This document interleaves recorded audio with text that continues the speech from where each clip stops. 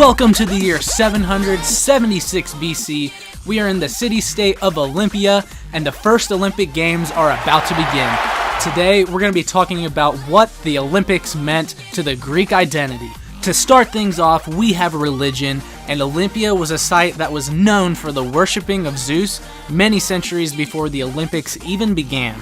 The picture you see in the background is actually the Temple of Zeus, which contains one of the 7 wonders of the world, a gold-plated statue of Zeus himself. Zeus played a huge role in the Olympic Games, in which the Greeks thought he looked down on competitors, favoring some athletes and denying victory to others. There also existed an oracle to Zeus, in which athletes could consult to find out their chances to win the Olympic Games. To further show their worship of Zeus, every athlete found cheating was fined, and all of the money went to creating even more statues for Zeus. And before every Olympics, 100 oxen were sacrificed in Zeus's name. So as you can see, religion played a huge role in the Olympics, because not only could a common group of people come to watch athletes compete, they came to one of the best cities for worshiping Zeus, which is Olympia, and they demonstrated their worship in very big ways. Next up, we have politics, and the most important thing in the world of politics was the Olympic truce.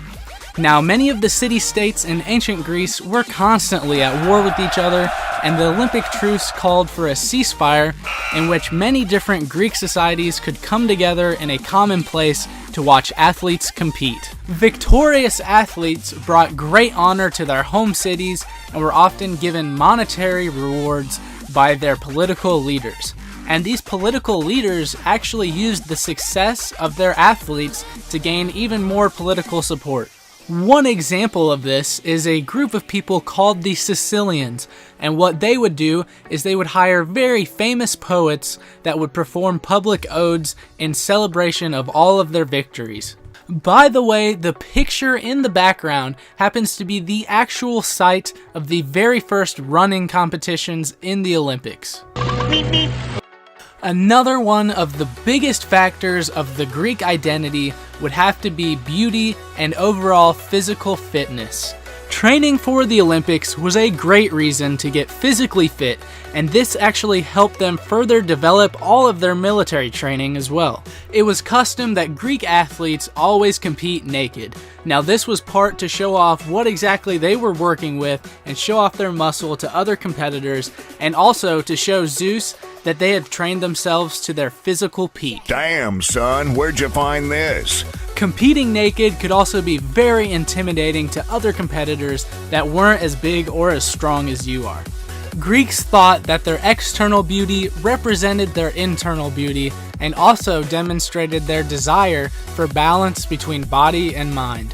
To keep their skin looking good, athletes would rub themselves down with olive oil and then dust themselves off with a very fine sand.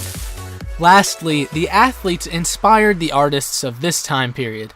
The artists used the athletes' physicality and movements to inspire all of their creations. Evidence for this can be shown in archaeological digs dating to this time. Which leads me to my last factor of the Greek identity, and that is going to be the artwork. Greek artwork was often in the form of sculptures, and the Greeks were the first culture to make realistic sculptures and the first to sculpt athletes in motion. Perhaps the most famous statue in Olympia, besides the gold-plated statue of Zeus of course, would probably be the Hermes, created by the artist Praxiteles, and in its left arm you can see him holding the infant of Dionysus.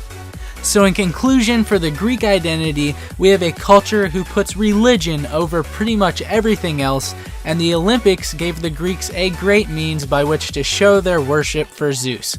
It meant so much to them that they even stopped warring city-states and called a ceasefire just so they could participate in these athletic games. The Greeks thought the best way to show their love for Zeus in the Olympics was to train and show off their perfectly sculpted bodies, which was then reflected in the artwork and in sculptures. There's way more information about the ancient Olympics than I can put in a 5-minute video, so if you want to know more, go ahead and check out a couple of these websites on screen. And if you want to do me a favor, go ahead and check out my YouTube channel, Game Changing Gaming.